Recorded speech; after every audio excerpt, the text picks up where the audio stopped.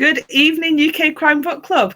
Have to call you the right name. Gordon J. Brown, welcome, UK I Crime know. Book I Club. just keep changing my name. I just changed my name on the basis you can't catch up with the guilty if you kind of move quick enough and change your name. So on a regular basis, I just keep changing my name and think I'll just write under another name and nobody will remember the rest of the books. Well, congratulations on publication day.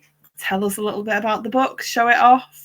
All right. So the book, No More Games. This is probably the most personal book I've written. This is unbelievably book number 11. This is my 11th published novel. And it never started out to be the book it was. It's one of those ones, I don't sit down with a plan. I just sit down with my laptop, start with my fingers and go, right, I'll kind of come up with something. And then 3 or 4 pages in, it starts to say, oh, that's a good idea. And one of the things this book's about is it's set in Glasgow in 1974, the winter of 1974. So you have power cuts. Sam, you're way too young to remember this. I have questions about all of this. Yeah, I know. So there's a whole world. If you're I'm 61 now, right? That's how old I am. And this book is set in 74, and it's a 12-year-old is the main protagonist. And he's got red hair, funnily enough, yeah? And he lives in a place called Sims Hill in the south side of Glasgow, which is where I lived, yeah? And his father's a policeman. My dad was a policeman. So I borrowed an awful lot of my childhood with this, right? And in 1974, the winter of 1974, or the beginning of the winter of 74, there was a whole bunch of issues kicking around the world. Bizarrely not that different to just now, which is the oddest thing. So there was oil prices had gone through the roof because the Saudis had jacked up the price. The miners, there was strikes in the UK. So there was problems with power. And one of the things that happened in the UK in the early 1970s was there was what they called the 3-day week. So that's what they reduced people to working to try and save power. And there was power cuts. And the power cuts were rolling power cuts. You were told you were going to have no power.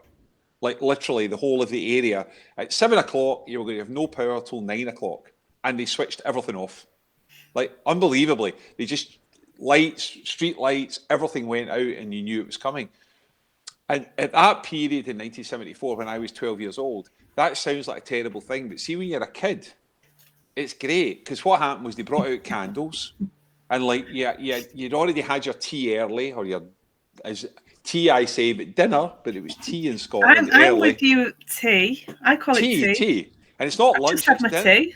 It's dinner at 10 o'clock. 12 o'clock's dinner. It's not lunch. I've no idea where that comes. Yeah. But so you'd had it, and then you sat in the dark for 2 hours. There was no TV. They used to put TV off at 10:30, so TV quit at 10:30 to save power. The pubs shut about 10 o'clock, same reason. They didn't want people out and about. So that whole world, if you were a kid, you noticed it, but it's just what you did. As an adult, my God, it was difficult to deal with. Yeah. And when I started writing the book, I thought, it's just a great time to set a book. Partly because there's nothing better in a crime book when they actually switch off everything, i.e. the dark appears. It's like last night I was on the Bloody Scotland book club, and one of the books we were reviewing was Arthur Conan Doyle's Sherlock Holmes and the Sign of the Four, right? Great book. One of the things in there was there's a smog at night in London, like constant. Like, so come about 6 o'clock, it's pitch black till 6 o'clock the next morning. It's brilliant for a crime book. Like, you can't see anyone. There's no, so I thought, power cuts. If you use them right when the power goes out, what would go on? Apart from 9 months later, there would be a baby boom. Yeah. There was lots of other stuff that would go on. And that's what inspired me to write the book. It's just a great place. And to be fair, the other thing that inspired me was when I was a kid, I used to read a lot of different books. I used to read a lot of Enid Blyton, Secret Seven, Famous Five. But I moved on to the Hardy Boys. Right? And I admit I also moved on to Nancy Drew. But in my school, admitting you read Nancy Drew was not a great thing to do. Hardy Boys was okay. And I loved the Hardy Boys. It was Frank and Joe, who were 70. They actually changed age for bizarre reasons. They changed the age over the series, but they were basically 17-year-olds whose dad was an inspector or a police detective, but they solved the mysteries. The kids solved the mysteries, not the dad. And when I was writing this, I thought, what if I take that and just make it a bit grittier and a bit younger?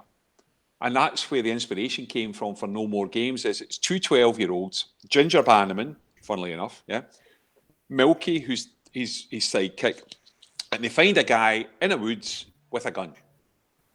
And it goes downhill from there. And it's not a YA book. It's not a kids book. It's definitely I was just thinking that's book. the understatement of the century, isn't it? It goes downhill from finding him. It does. It kind of goes downhill quickly. And the weirdest thing is the wood where they find him is where I used to play as a kid. I actually shot a video for the promo for the book. I shot a video. Yep. I haven't been back up there. When was I there? So that'd be, God, I'm way too old. That's nearly 50 years ago, right? And the wood's still there. And the bits I remember are still there. And the den they find the guy in, we built a den. It's definitely not there. I had a look. Somebody filled it in. I don't know when they did it. Sometime in the last half century. Somebody got rid of my den. You had a den that was like their den? We had like a hole in the ground den? Yeah, so it's really weird. At the very bottom, the woods are tiny, right? It sounds like I'm talking about Sherwood Forest, right? It's not that big. There was a scheme in the south side of Glasgow called Sims Hill, which is where I used to live. And when they built it, for reasons that no one quite knows, there was a bit in the middle that's full of trees that they did not knock down. And it's never been knocked down since. And it's real. You could walk from one end to the other in 5 minutes. It's tiny. But for the kids in the scheme, it was a safe place to play. For us, because we had a lot of areas around us in the 70s where there was a lot of gang culture, a lot of problems, and it was relatively safe. And therefore, we used to play there. I'll give you a good example. There's what we used to call the football pitch, right? Now, the football pitch is about the length of a five-a-side football pitch, and it had 2 trees at one end and 2 trees at the other to make goals. Unfortunately, there was 5 trees across the middle. So that place is real? That's real. That actually exists. Those trees have still got blood from kids who were passing a ball and forgot about the trees from 1970s. That actual bit in the you can go there and it's still there. It's overgrown a bit, but it's still there. So I thought, well, we used to try. We spent ages trying to dig out a den at the bottom of the woods, right? And it just collapses into itself. And when I wrote the book, I thought, what if they actually got it right? Because I swear, I wish we'd done it, but we never managed to do it. We dug enough. We dug tons of stuff out, but it just collapsed in itself. And back then, health and safety was slightly different. Yeah, like kids with a spade disappearing into the woods to dig a hole. Nobody thought anything about it. They thought, yeah, you go and dig, you do what you're going to do. So either your den was underground or it was up a tree. That was the 2 places.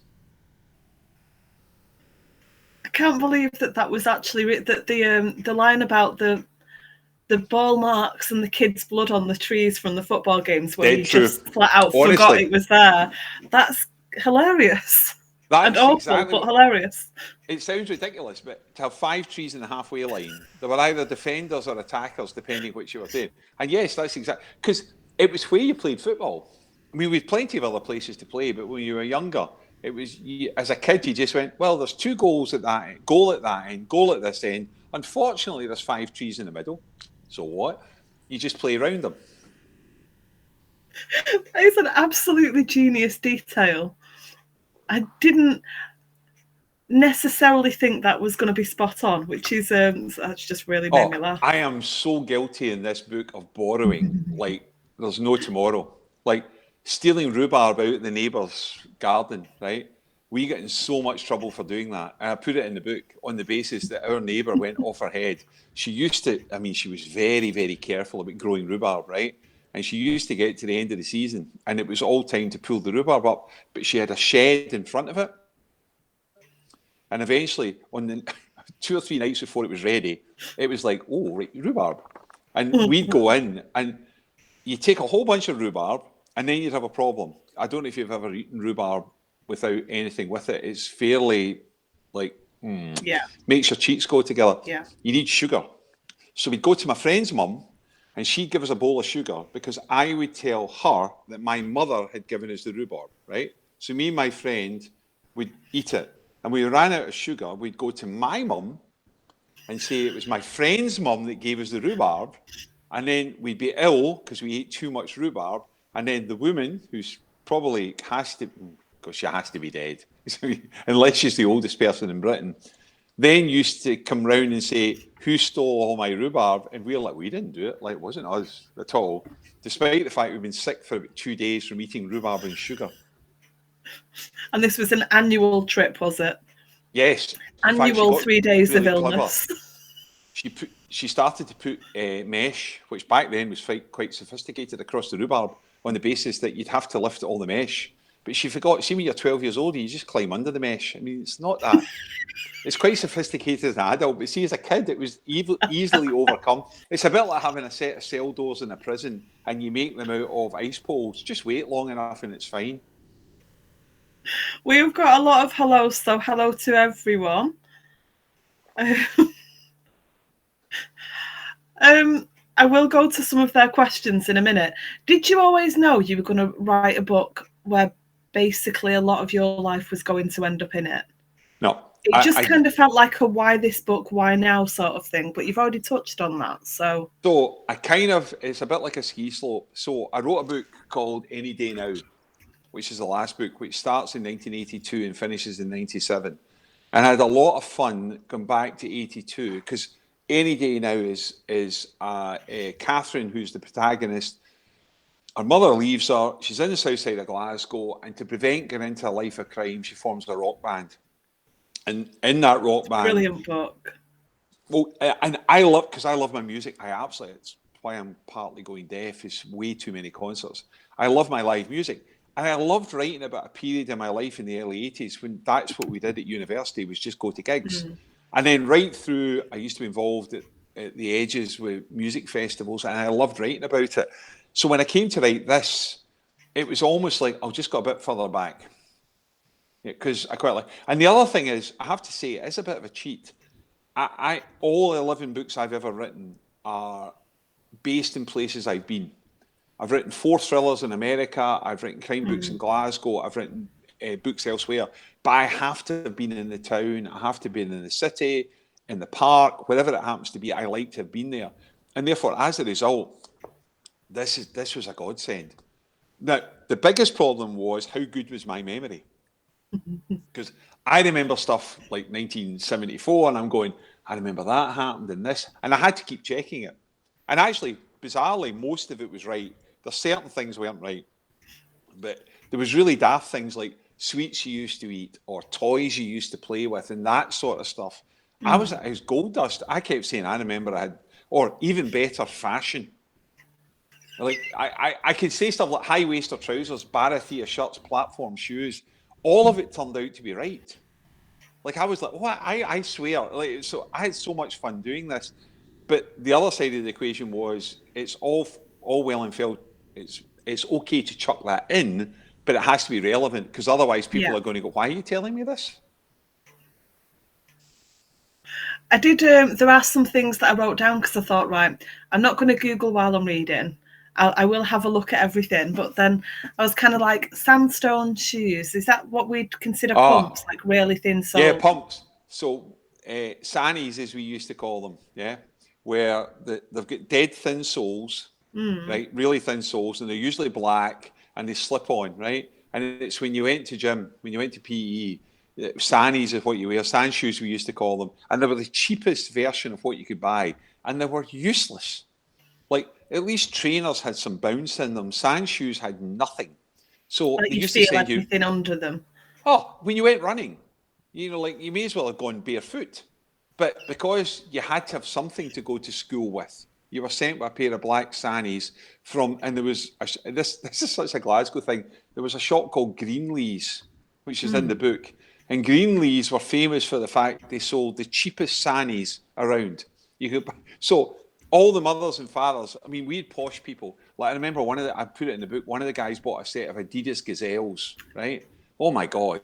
That was that was like realizing that Jeff Bezos and Elon Musk had suddenly landed in school. It was like, how did you afford that? Because I don't know, ours were like 30p or 50p. It was ridiculously cheap. But I remember the fact that when you were in school, that's what you wore. If you went running, you wore these things. And were the teachers that bothered? Not really, because that was your kit. It's like, I think part of the book, one of the parts in the book is you used to go for a run in the park. Yeah. And it could be -10.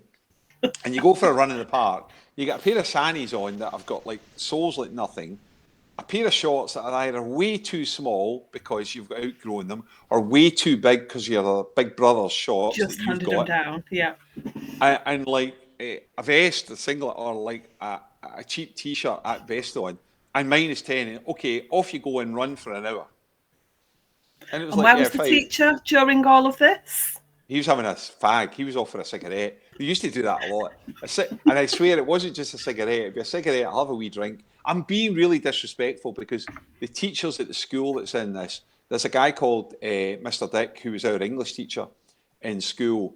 And he is immensely responsible for me writing. Because when we got to second year in secondary school, we used to have to do whatever the curriculum was, you know, like Shakespeare and whatever it happened to be. But he liked to take a couple of periods a week and just say, write what you want. It's up to you. You can write a short story. You can do it. And that's what got me into it, because you had like 80 minutes, 2 periods, just to write what you wanted. And he gave you the time of day to read it and come back to you. And therefore, the school in this book, there's a bit of dissing goes on. But actually, to be fair, the teachers in our school were really good with that. But let's be fair, a lot of them were like, put the kids out, we're going for a cigarette. Or as in the case of some of them, put the kids out, we're going for a wee drink. And then we'll come back and look after the kids. It's a different world. It's a different planet, 1974. It really is. Kaz wants to know, do you make physical playlists to go with your books? Because if I don't start looking at some of these questions now, I've got so much to talk about. I'm not even going to look to the side. So playlists, do you have one? I write with music. That's all I do. So when I'm writing, when I sit down to write the next book, I'm on the Mac. My Mac's now 11 years old and failing badly. And I just put music on, and I have to have music going. So I don't have a playlist, a 70s playlist to go with this, although there are songs. Some of them are songs you can't talk about now because some of the artists are now discredited. That's just the way it goes. But my favourite band from the 1970s was Sweet. You mentioned Sweet. I'm going to look them up. I'm not familiar with them. I can get this every day. So Sweet. Well, that's what I like with your books, because I always find bands or singers that I didn't know. Oh, no, look Sweet up. So there was a period called glam rock between about 1971. Bowie was part of it, but there was T-Rex, there was Mud, there was Sweet, there was Gary Glitter. You can't really mention that. There was a whole bunch of bands, right? And it was all about glitter and bouncy music, and it was brilliant stuff. And there was a band called Sweet who considered themselves a bit more rockier than the rest, less, because there was other bands in there like Barry Blue, and there was a whole bunch of them. And I love Sweet. I loved it. And the reason I loved it is there was a single they released called Wig Wam Bam. Okay, yeah. Well, I know that. I didn't realise that was Sweet. So Wig Wam Bam and Little Willie, they were not the two first singles. Listen to the lyrics. There's not a cat in hell's chance they would get it out without a parental warning. Little Willie won't go home, but you can't push Willie because he won't go. And they're actually talking about a Little Willie. So Sweet were one of those bands where they just pushed it at the edges. And Brian Connolly was the lead singer, and they lived a rock and roll style. And I loved them. It was like a revelation when you were 12 or 13 years old. It was feather cuts. I'm playing in my head now, and I'm like, oh, okay. Hearing that again today. Blockbuster, Baldwin Blitz, Fox on the Run. They did a whole bunch. It was just brilliant. But someone's just put up Sweet. The leading singer was Mark McManus's brother. It was his stepbrother. So Mark McManus is the boy from Taggart. So Brian Connolly was the boy that played Taggart's, I think it's stepbrother or half brother, but there was relation to it. So no, I didn't. I'm talking about that, but then I'll be sitting listening to like dance music or Finnish electronic music while I'm typing. So I've got a definite playlist in my head when I'm playing stuff, but it tends to be what's current. At the moment, it would be Rufus Du Sol, Australian band, currently out of America. Cut Copy. What's the other ones I'm on at the moment? The Bathers from 1980s, who someone we're going to see in about 3 weeks' time, who I didn't know anything about. So I always play music. I just love writing to music. I think I'd find it really off-putting, but then sometimes, I don't know, I suppose it depends what you're doing, doesn't it? Sometimes music's really good. Sometimes I'm just playing stuff in my own head anyway, rather than playing it on YouTube or, on wherever. I've been listening to the Gin Blossoms this week. Seen the Gin Blossoms live. Good. There's also, I get confused. It's like there's Blossoms, Gin Blossoms. Yeah, Gin Blossoms. The lead singer passed away a few years back, and he'd already gone before my friend, said, I really think you like this band, and he was right. Wayne was right. I really do. So that's my go-to this week. Laura says she remembers reading a bit in Paul O'Grady's autobiography set in winter 74. He was freezing. Forgive my language, I'm going to read it out. I don't normally swear on camera, but here we go. It's only a mild word. I think I can get away with it. He was freezing his arse off in his mother's house in Birkenhead. I was reading it, freezing my arse off in my parents' house in -20, thanks to the beast from the east. I love Paul O'Grady's autobiographies. They're, some of my favourite books. Me and Kaz did an interview a while back, and with Joe Singleton, and it was our favourite 7 books, and that was one of the ones that was on there. Nice. It's just hilarious. But your book has this kind of similar thing where it brings up nostalgia, because there are so many similarities to my childhood growing up. I mean, I wasn't getting whacked with flip-flops, and I wasn't scared and running away from my parents, but there are so many little things that you've reminded me of, things that I'd completely forgotten. I think the thing for me was, because of the way the book's set, because the kids are kids at the beginning, they're just out and out kids. And one of the things they have to do, because they find this guy with a gun, and the way things progress is that they suddenly realise that they're the ones that have to save the day. Like, because there isn't anyone else going to do it. But they're still living in that kids' world. And that kids' world to me is very like where I used to be. So you're talking about freezing. Like nowadays, everybody has double glazing. Yeah.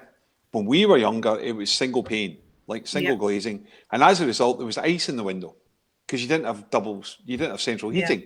So when you woke up in the morning, it was that classic case of breath in front of you, and you ran like hell to the toilet. You spent 3 seconds in the toilet, and then you went downstairs where there was a fire, and the fire was we used to call it the 3-bar electric fire.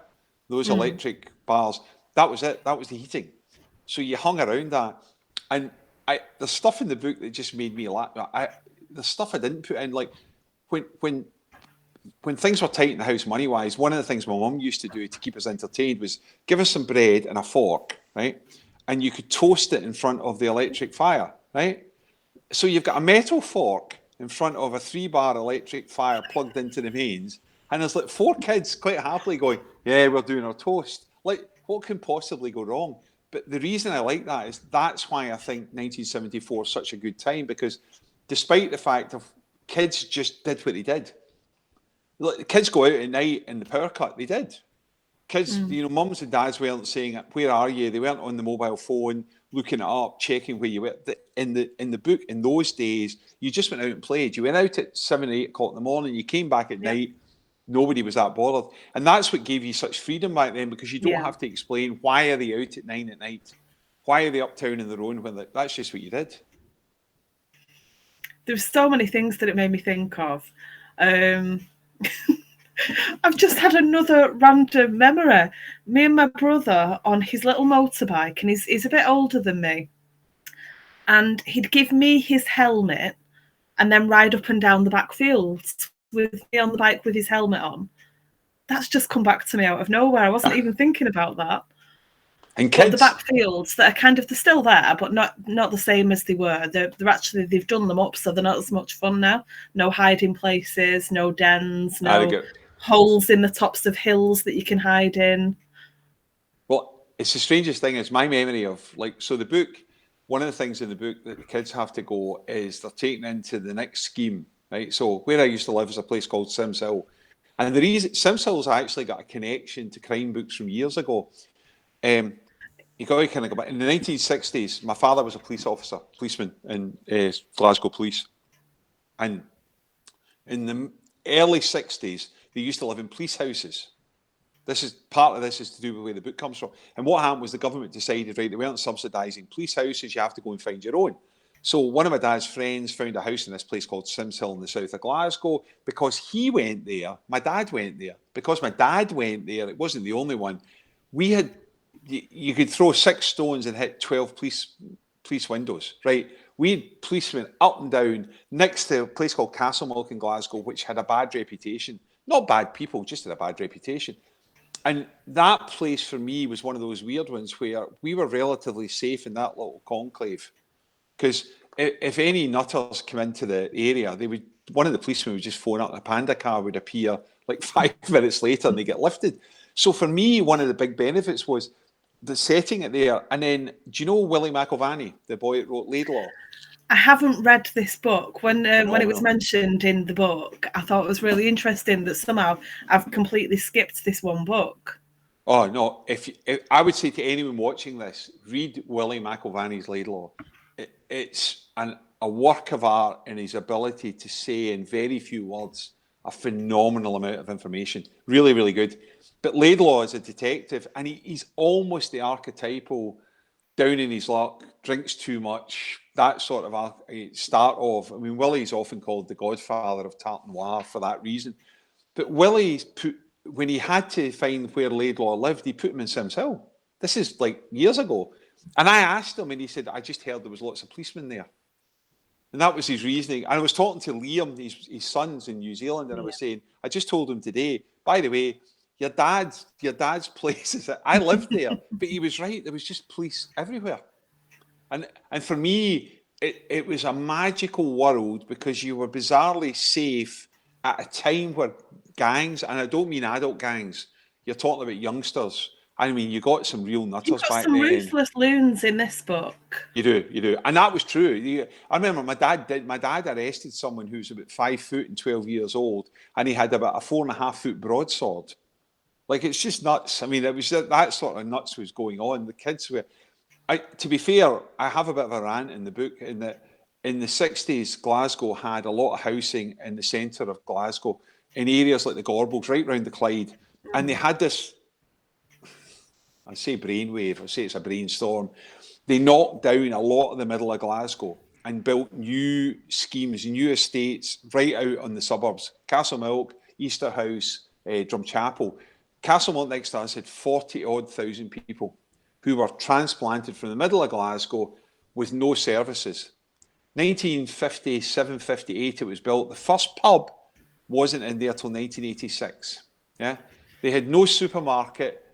So it was just all these people that used to know each other. They lived in tenements. They were upside, it lives 8 or 10 families in a block were suddenly out in the middle of nowhere, and it just bred discontent. And I'm not surprised. You were a kid. What did you do at night? In the middle of nowhere. And that's what we lived next to. And we had this bizarre situation. Our scheme had this kind of Superman hero bubble around it, which was police officers that lived there. But if you just stepped over the boundary, you were in trouble. And that's what the kids have to do in the book, is step into that world that they've not been in before. One of the things that really, I mean, I love the friendship between Ginger and Milky. I think they're absolutely brilliant. I'm guessing there's some kind of story of real friendships of yours from that point, kind of bolted in that. But the thing that I really love, and I'm going to use the shortened version of it, Milky can't hold his pee in any way, shape or form. No. It's just hilarious. And also it smells a lot because he eats a lot of onions. And in fairness, I have someone I knew at that age, that was exactly the problem they had. Their mum thought onions were healthy for them and made them eat. It was pickled onions. So he used to go to the chip shop and you got a big jar. You still get it now and again, but they had a big jar of pickled onions, right? So you bought your chips and some pickled onions. And I'll not say his name, used to buy like half a dozen pickled onions, right? And I could eat one, but I'd struggle. He eat the whole lot. And then you would be in the school and going for a pee, and you're like, what the? Like, really? Like, and it's healthy for you. It's not healthy for anyone else. I'd love to meet him all these years later to find out he's still alive and going, look, it worked. Eating young onions by the so part of that's based on a guy I used to know. There's a lot of stuff in here based in. I haven't picked any one person. I haven't deliberately picked up one person. It's strange because we were reviewing Vaseem Khan's new book, Midnight at Marlborough House, last night, and he sent me some notes for the book club, and it's funny how he's actually got people in there where they said, I've changed the name, but that's based on this person. This is based on that. He literally said it to me. I've never done that, but in my head, I kind of know the next door neighbour. I kind of know the kid that did it or the friend that was with us. But the best thing is, and this is what makes it worthwhile, strangely at my age, I still am friends with people I went to primary school with. Like, tomorrow I'm seeing, I'm in Spain at the moment, and tomorrow we're going away for 2 days with one of my friends. I first met him when I was 4.5. So I've known him 56 years, right? And there's quite a few of them in there I've known. And as a result, they're wondering if they're in this. Because it's like he's already asked for he's not the only one that's asked for a copy, because it's quite an interesting process where you pick something that's that personal that you're not really living in a fantasy world. Like every time in this book, when I turn the corner, I know the corner I was turning. When I walk into the house, I kind of know the house I was walking into, the back garden we went into. And as a result, I'm not saying there's people, I don't know if there's people that are still alive that will be in the book, but there's a good chance. And there's also, at one point, kids run down the back gardens of about 7 houses and they describe each house. So basically, their way of describing a garden is not the garden, it's how much trouble do we get in from who owns it. For the person who lives in the house. And that's how they judge whether it's safe. We used to do that. We used to run. It was a dare to run from the top of our hill to the bottom of the hill through the back gardens. Right, that was what you tried to do. You started at the top and see how far you got before you got caught. It was almost like a little assault course. Yeah, it was. Like it was almost like the boulders chasing you down the hill. You know, you're running Indiana Jones and you've got all these obstacles in your way. The mad woman throwing the pool balls, was she real? Not pool balls.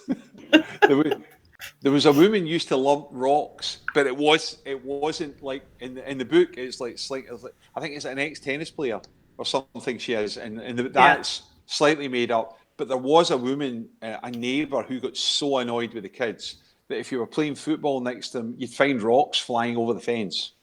It was almost like, you know, that way you sit behind the fence and you go like this and then run away if it hits someone. Well, she would do that. I don't know if she ever hit anybody, but in my mind, I remember the fact that she couldn't stop us playing football, so she was reverted into throwing rocks over a fence on the off chance that the kids would quit. We never did. No, of course you didn't. Did you spy on the girl getting changed from a rooftop? No, I've been asked that already about half a dozen times, especially the description of her as well. I'll tell you what it is. Right. God, the description of her. I'd forgotten. Yeah. Okay. If I wasn't a little bit warm now, I might be after that. There was always stories at school about people who'd been or seen or big sisters. That was just the way it was. That's the way it was.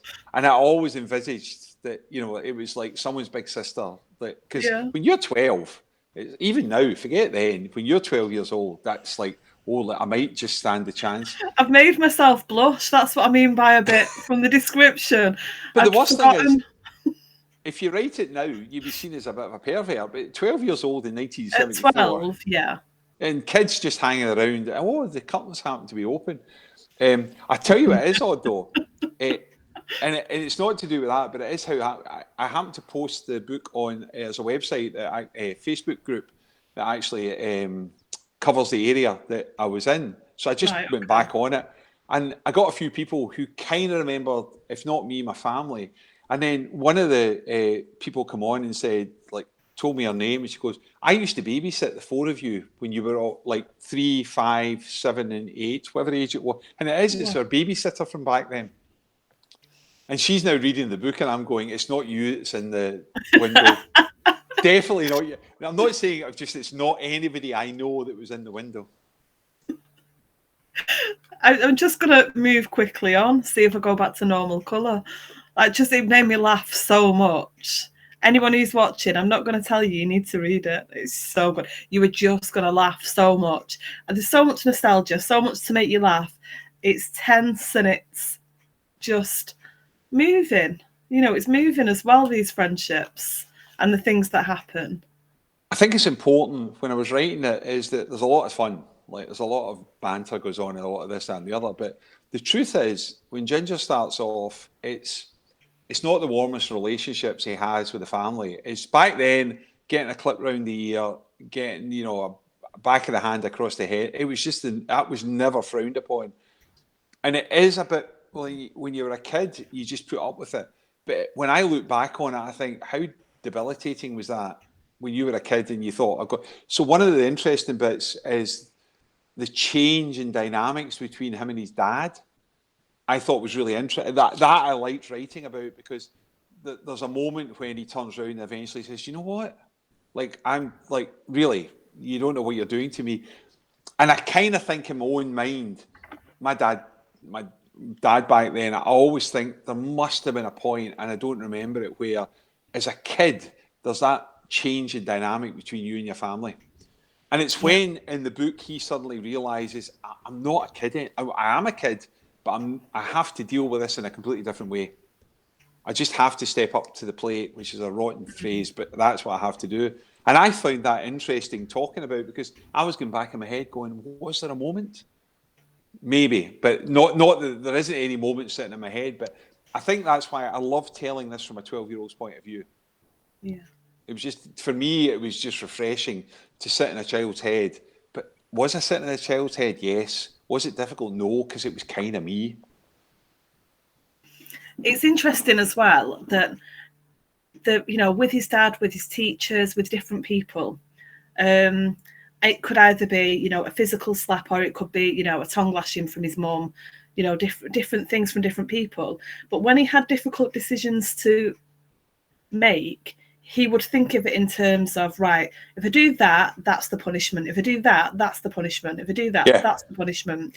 And I'm going to do it anyway, so this is what's going to happen. Okay. It's like he made his peace with what was going to happen before it did and then didn't let it slow him down. But see, as a kid, you knew what the consequences of doing something wrong were, right? So you're not in control of it, And there is a point where you think, I'm just going to do it. And I now know what's going to happen. So as a result, you factor that in and think, I'm going to do it anyway. Yeah. Most times you don't. And I love that when there's a couple of scenes in the book where he kind of gives in for a bit. He kind of says, right, I've had enough. I really don't want to do this. And when he thinks it through, as an adult, you would not do what he did. Yeah. You just wouldn't, right? But the way I get round it is, the way the book's written is, the beginning of the book's actually two guys talking, which works its way through the whole book. So it's basically one of the guys reminiscing. He's talking about himself. Yeah. And those moments are those moments when a kid, in my head, you'd say, right, if it was a logical, sensible book, there's no way they would do that, right? I used to love I can't remember who said the phrase, the difference between fact and fiction is fiction has to make sense, right? And in the book, it doesn't when you're a kid, because when you were a kid, you were saying, well, what's the path of least resistance? Like, what can I do to get away with this? And you come up with wild schemes. I mean, that's why kids used to always wonder why they got caught. And because they blindingly obviously did it. They've got jam all over the face. No, I didn't eat a jam. No, not me at all. And for me, one of the beauties of that was that the kids involved in it get to that stage where they, I'm just going to do it. And there's a couple of scenes in there you think there's no way you would do that, but see, as a kid, you would.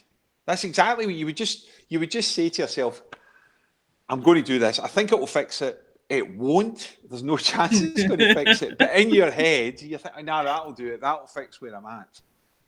It also explains, right? When you go. I was just going to say, when they were discussing it in the book, it's they say, well, why didn't you just? And it's like, because that wasn't the logical option at the time. No, That and you wouldn't. wasn't it. The hardest thing is when you get in a kid's head when you're doing this is that it's very easy to say an adult would sit back and think about X and the implications of Y. And kids just do stuff, right? They pick Adults just do stuff as well. I'm ridiculous. Yeah, I know. Yeah, that's very true. But from a kid's point of view, when adults just do stuff, either they've just lost the plot or they've had a bottle of vodka. So one of it's like I'm off. With kids, one of the things I love about kids is once they've made a call, it's difficult to be. So when you were a kid and you said, right, okay, I'm going to break into the school, right, for a bit of fun, right? There was no debate about the consequences, right? What there was the debate about is how do you break into the school, right? Whereas as an adult, you'd be going, oh no, the downside to doing that is... I saw a comedian the other night, and this is not to do with kids, but it's a great one. He said the difference between over 40 and under 40-year-olds on stage, and he takes a chair and he puts it in the middle of the stage, right? And he stands on the chair, right? And he says, all the people under 40 are looking at that thinking, so what? Everybody over 40 is going, it's a bit high. It's a bit dangerous, that. I felt myself do like a silent intake of breath when you said it, like, no. How do I get down? I can't jump. I need to step, right? And it's that breaking difference in the mindset. And kids just don't have a mindset that think about the consequences. But interestingly, for No More Games, Ginger has to start. The biggest consequence is what he finds out, and he has to fix it. And that's what throws him. That's what I loved about writing it. Was there's a point where he realizes that's the strap line. It's not child's play. There's a point where he goes, that's I need to fix this. Somehow I need to fix it. But he fixes it in a kid's way, if that makes sense. Yeah. I'm just thinking about a week and a half ago, my youngest stood at the side of me. Well, I'm 41. So I'm just that side of the line. She stood at the side of me while I stood on a chair to get a good aerial shot of something I wanted for Twitter. As you do. So because I'm really not supposed to climb on things, and I get told off, and I very rarely do, but I really wanted this photo and I wanted everything to fit in it. So she had to stand there for a second in case I fell. Just in case mum falls, yes. It's a foot and a half up, but on the off chance, exactly.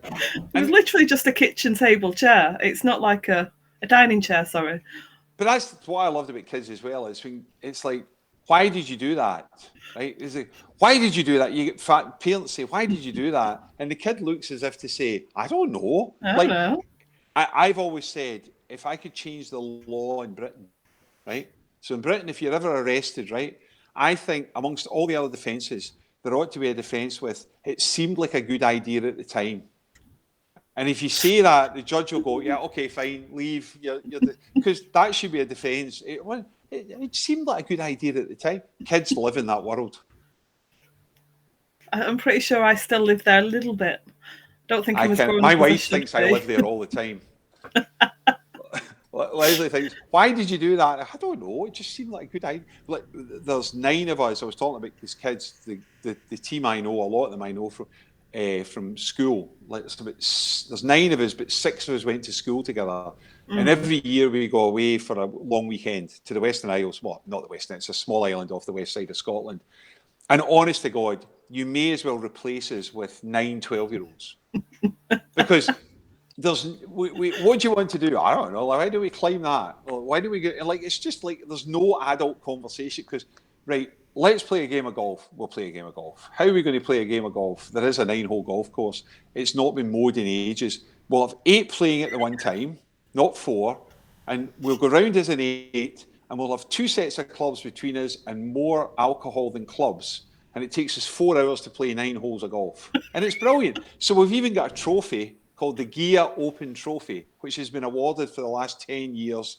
There's two 4s against it. No adult in his right brain would ever do it around a golf course. But it's like almost like we're going back to being 12 years old. 9 guys get together. There's no one checking. There's no partners. Oh, right. What do we do today? Why don't we chuck ourselves in there? Sounds like a good idea. Let's go and do it. And this is who No More Games is dedicated to. Which is why I dedicated to that crew, because I've known them for so long. I actually said to the Gia crew, I don't need to name them because they mean that much to me. And honestly, They've been saying for ages I should write a book about us, right? Almost like if you remember Dallas from the 80s, right? Like Dallas. Okay, so I need to pick a new reference point. Friends. Yes, okay. Friends, but a dysfunctional, and Friends was quite dysfunctional. But that sort of, you take 9 people you know and things you really did and put it into a book. And this may be the first in many books where I thought, oh, actually, I remember doing that. I'll put it in the book. And that's what I loved about doing this, is even daft things like going on the bus. Like really daft things. Like I remember sitting at the top of a double-decker bus and there's a bend in the road and I still live near that. I swear the bus was going to tip over every time we went round. Like, I swear, it never was going to tip over. But even now as an adult, if I sit in the top of the bus and I go round a corner, there's a bit of me goes, and it's my 12-year-old. There's a bit of all of us that does that. Yeah. Somebody said, thank you, and it's me, Patsy, from Morningside that night. Does that mean anything to you at all? Have I completely Morningside's in Edinburgh.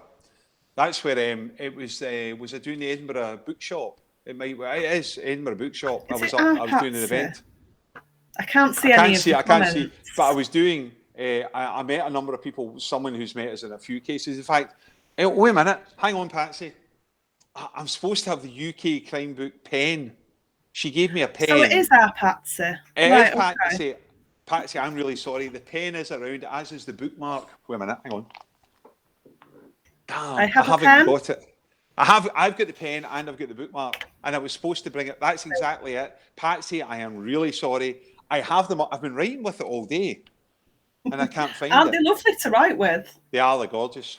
No, I did an event with James Oswald and Stuart Johnston in Edinburgh for the Edinburgh Bookshop only a couple of weeks ago, and Patsy came along and introduced herself. Yeah.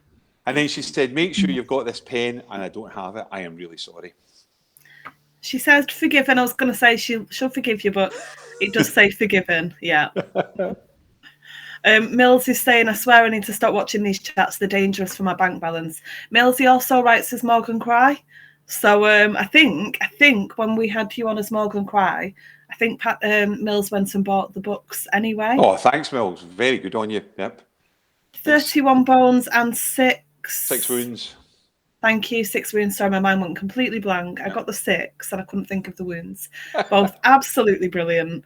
Do you want to plug those a little bit? Tell us a little about those while we're so the two of them on it. I'm in Spain at the moment. 31 bones and 6 wounds were written under the pseudonym of Morgan Cry, because it was a new publisher, different publisher. Yeah. So I'm currently with Red Dog Press, but I was with Berlin with Polygon, and they are based in a town called El Descaro, which in effect is the town. We own a small apartment in a place called Javia, which is about halfway between Alicante and Valencia, and it's about the expat community. And they're both kind of, the first one's kind of it's a dysfunctional heist is the best way to put it, with the and it's a bar that doesn't exist. Because people keep asking me if it exists. It doesn't exist. You did a little video for us of like a car park where you've set it. That's the bar would be, if it existed, it would be in that car park, halfway between what they call the old town and the port. It would have been there, and it's full of dysfunctional expats.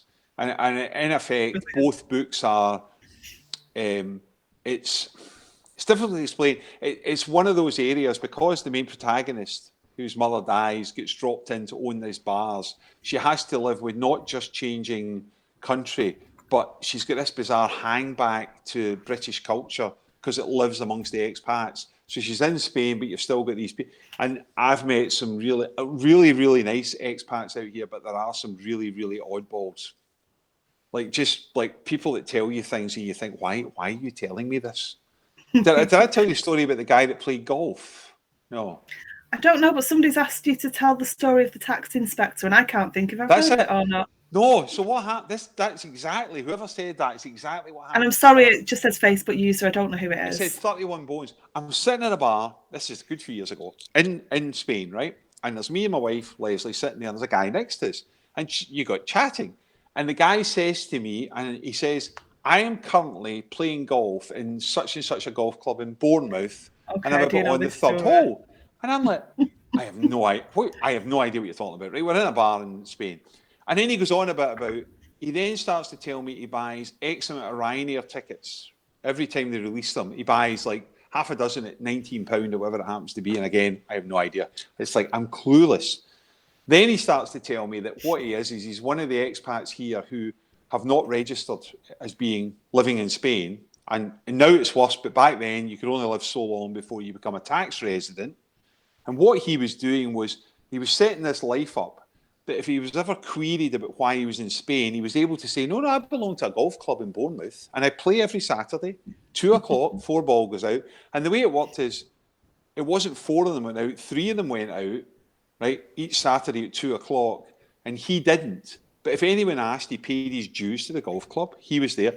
He bought the Ryanair tickets on the basis he was then able to say, I fly back and forward. I don't know who he was. And he told me this story. And he said, what do you do? And I said, I'm actually a tax inspector from the UK. And there was like about 10 seconds silence. And I had to go, no, I'm not.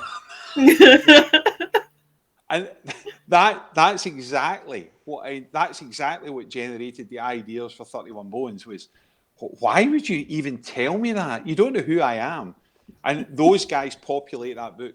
That's exactly what they end up doing is that they live in a pub, they almost live there, and they know each other that well, and their lives aren't doing well. So the whole idea was, it's what happens to them. That's how 31 Bones and 6 Wounds was born.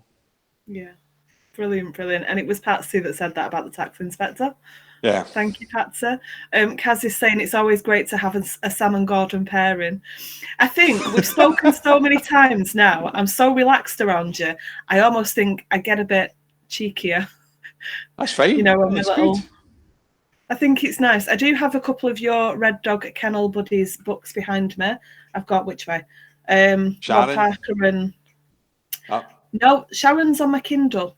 Sharon's terrifying. Those books, oh my word. Yes. And Chris MacDonald as well. So I've got very And Your Enemies Closer and Little Ghost. Yeah, they're good books. They're both good authors. And Sharon's such a nice person. Sharon interviewed me for the launch of Any Day Now in Glasgow. And she's such a nice person. But when you read her books, it's like, that's quite dark. Oh, it's really disturbing. Lovely. Great. Real. I know, that's the one. But then don't you find that with a lot of authors? You meet authors, you've read their books and you think, how could you come up with that? And then you meet them and it's, hello, have a cup of tea. I always think that's why the best serial killers in TV are the ones you go, they're way too normal. Like, you know, there's nothing wrong with them. That's exactly the people you need to be most worried about. It's like, you know, the ones that are not anything, that's the ones to worry about. I'm not saying Sharon's like that, far be it. But in the future, if you find out that in Glasgow there was an outburst of killings in some way, I wouldn't look past looking up Sharon, just, where were you on Friday night? No, it's good.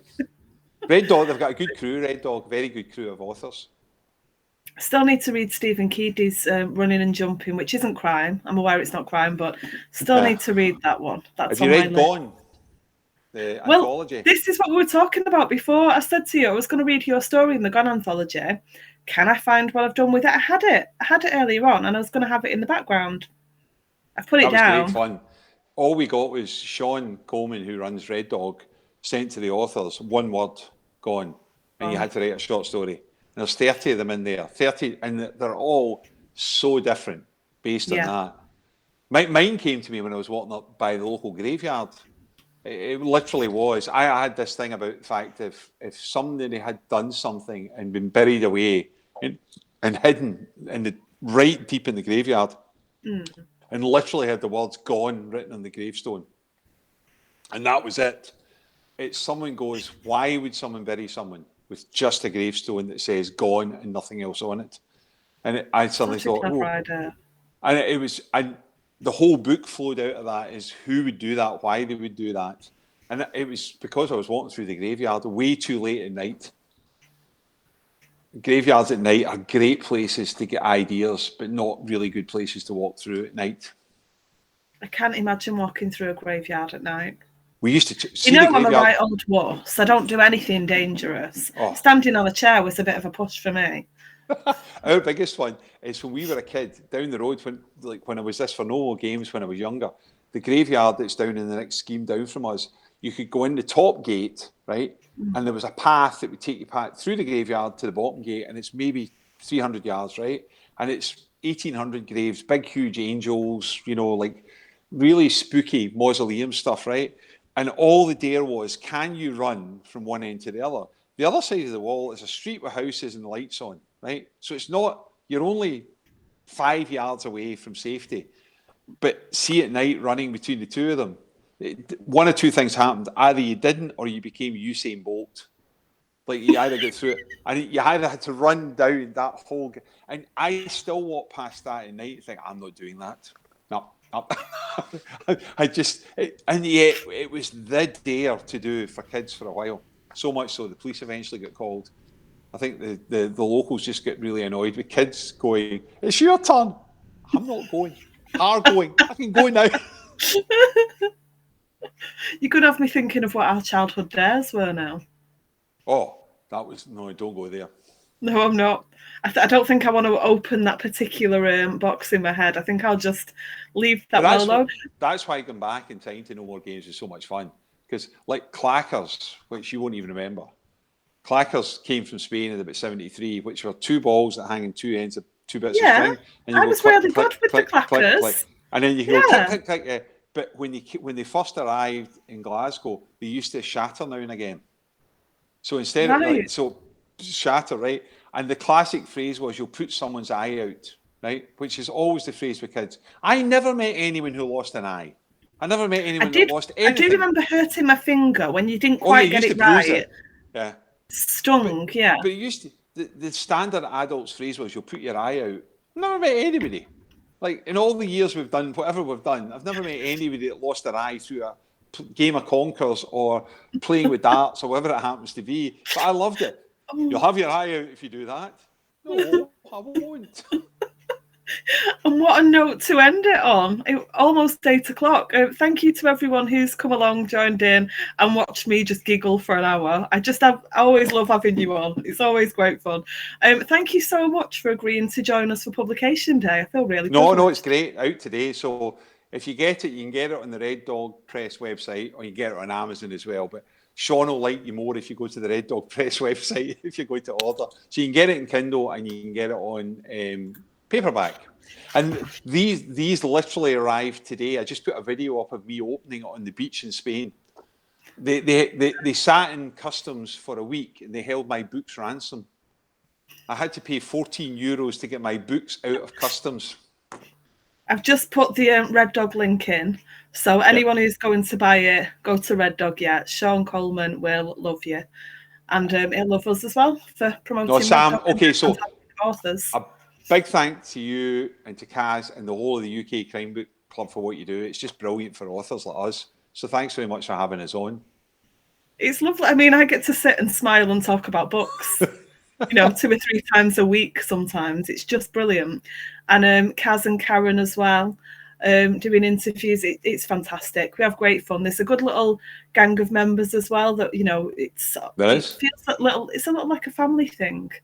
It's really nice, really supportive. Well, I remember 2 things I just want to say. One is, if you do like what I've got, if you go to gordonjbrown.com with the J in the middle, there's a newsletter you can sign up to. I just did one today, which has usually got and Marion Todd was interviewed today on it.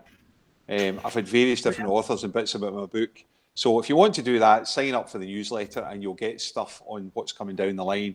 And also 15th to 18th of September, it's Bloody Scotland 2023 coming up. We haven't announced who's at it yet, but I've been on the board for Bloody Scotland since it started, or before it started. So this is our 12th festival. Are you coming up this year? I'm going, the first one that I'll be attending. Yeah. So I am excited. And I've just dropped the link for gordonjbrown.com as well. Yeah, so all the links you need are in there. And if you want to do a post at some point with, with all your links and different things in, you're more than welcome to. No problem. That's great. I'll let the admins know. Thank you so much. What a brilliant way to spend an hour. That's no problem. Right. And thanks to everybody for tuning in. Thanks a lot for listening.